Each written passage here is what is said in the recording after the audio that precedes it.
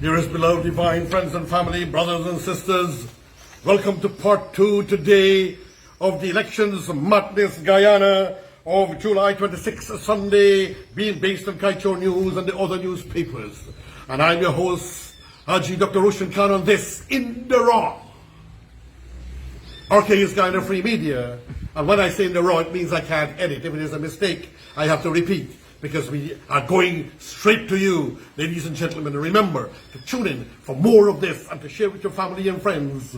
RKs Guyana Free Media on YouTube for In the Raw and the edited versions. Over 110 or 115 maybe episodes from elections 2020 from the 2nd of March to date. And also in Facebook, RKs Guyana Free Media for over 110 or 115 episodes, ladies and gentlemen. And we go to Peeping Tom. And I'm going to appreciate some what Peeping Tom is saying. There is a growing apprehension that the APNO AFC is taking Guyana down the path of dictatorship. This fear is predicted by the belief that the APNO AFC will not relinquish power and therefore will have to find a way to maintain itself in power. And this way could only be through political dictatorship. And Peeping Tom is saying that Paul Nehru Tennessee, the former leader of the Democratic Labour Movement, which had contested the 1992 elections, discussed the possibility in an interview on Kaiture Radio last Friday evening. He was of the opinion that the only way open to sustain a dictatorship would involve a return to the Burnham model. Guyana appears to be heading towards dictatorship, he is saying, and the only way he's saying to do it is following Burnham's model. Back to the article. However, it will not be as easy this time around as before, because the objective conditions are vastly different and do not lend themselves to successful resurrection of the Burnham model of political dictatorship. For one, he says, the international environment has changed. Burnham received support from the West because he was seen as an opportunist and as a fall to prevent communist regime led by Dr. J.D. Jagan emerging under Jagan. The communist threat no longer exists. The West no longer harbors the same trepidation about communist regime as it did before. Burnham was tolerated by international community.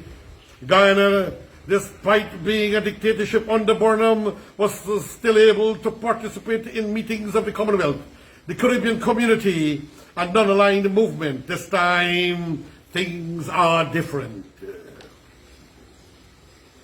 The APNO AFC has already found itself isolated internationally. The West has imposed visa restrictions on persons, and the United Kingdom will do so once a legitimate government is sworn in.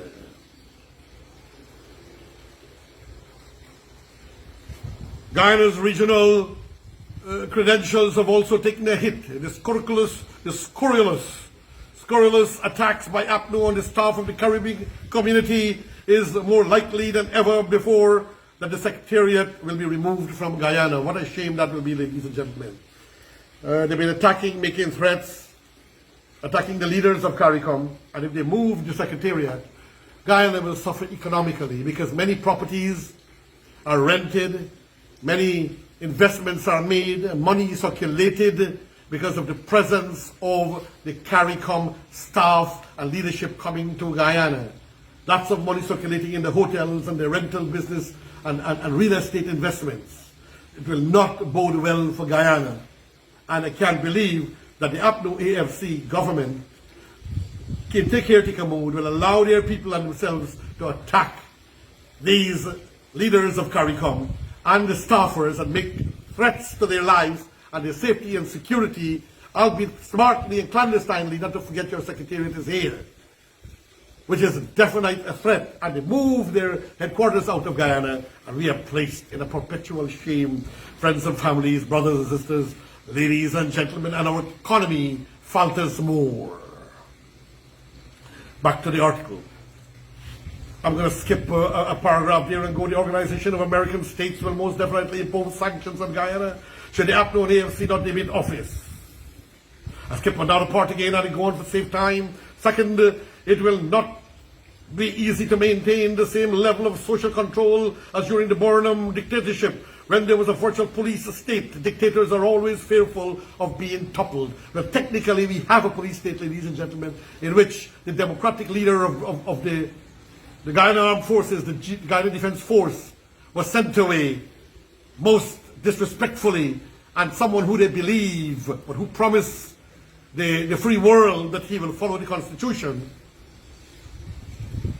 was placed in power, and the police commissioners and a set of other officers are highly suspect to be complicit from what the government is doing and some of the things the police are doing, like giving persons who are protesting for the governing party, protesting against people who are not for the government, makes it look as if the police is in the pocket of the APNO AFC caretaker government. This is very sad. I'm very disappointed because I'm always a friend and a lover of the Guyana Police Force and their professionalism ever. We never had anything like this even under Lloyd Barker. He always tried to make it look proper and well. And even though Mr. Larry Lewis was a commissioner of police who came from the hands and pocket of the PNC, the PPP kept him after he promised professionalism, which he did keep. Today, we don't seem to have any of that professionalism, ladies and gentlemen. Back to the article. They constantly have to look over their shoulders. They have a wide network of spies and hatchet men to do their dirty work. Oh yes. They have many of them. They have one of their spies who is a guy that we call Whitemount, who is an Indo-Guyanese, what goes everywhere to listen to conversations, and Whitemount is going to take it back to put people in trouble and cause them to lose their business. This will make governance extremely unstable, since in keeping with the nature of political dictatorship, everyone will be under a cloud of suspicion. And I skip a few lines there. Things are different now. Political dictatorship is likely to receive a strong pushback from civil society, which they are having, the private sector, the Chamber of Commerce. And people like me, independent-minded persons, ladies and gentlemen.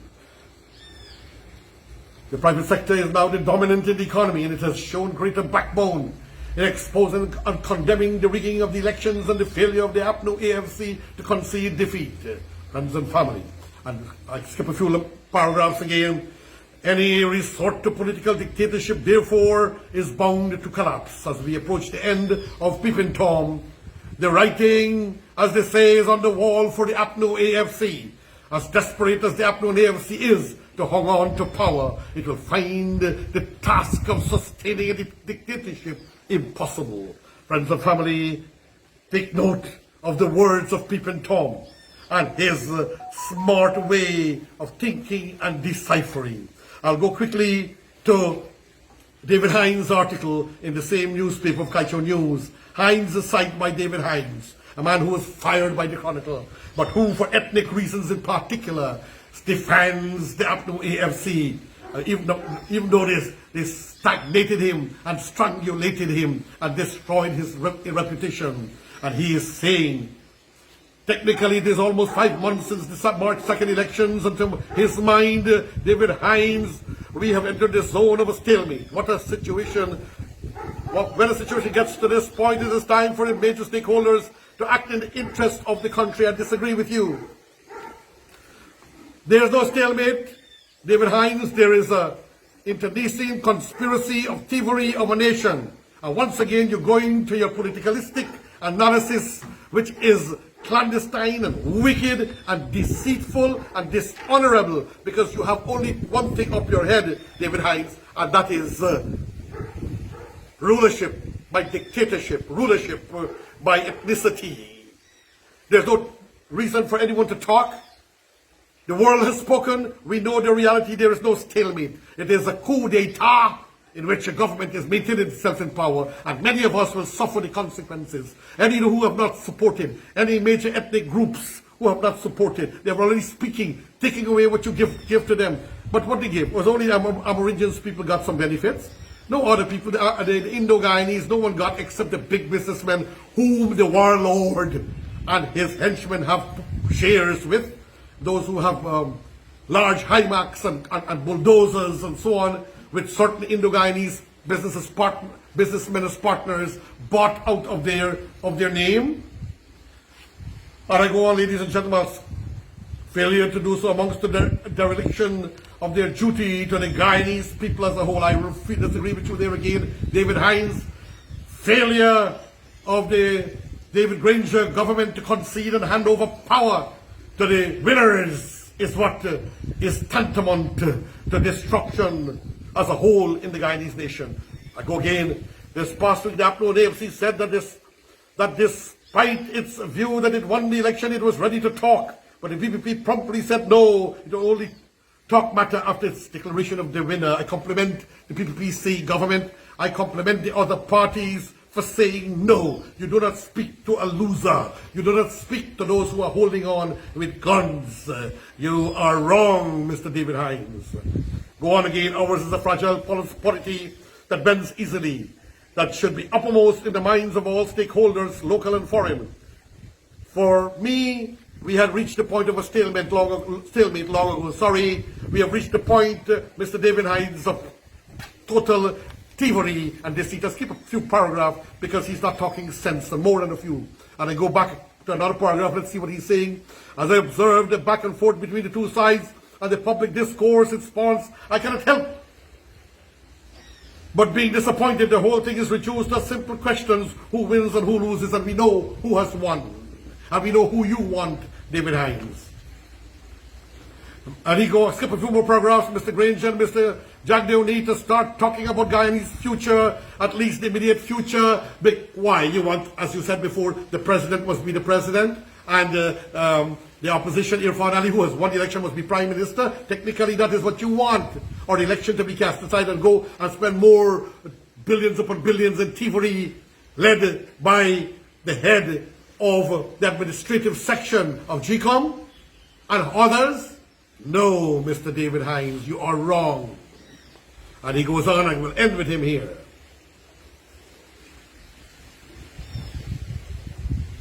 One would think that the so-called civil society organizations would be the ones to facilitate the conversation I reference. But civil society has, for all intents and purposes, been consumed by what has transpired since March 2nd, and they should. They want law and order, not like yourself or Mr. Hamilton Green wanting to cast aside the Constitution, to rule by decree and ethnicity. No, they have been standing for the March 2nd declaration, and then when they eventually have to go to recount, they're standing for that. The civil society is doing right, and I compliment the Chamber of Commerce, the Private Sector Commission, and all those who are well-minded.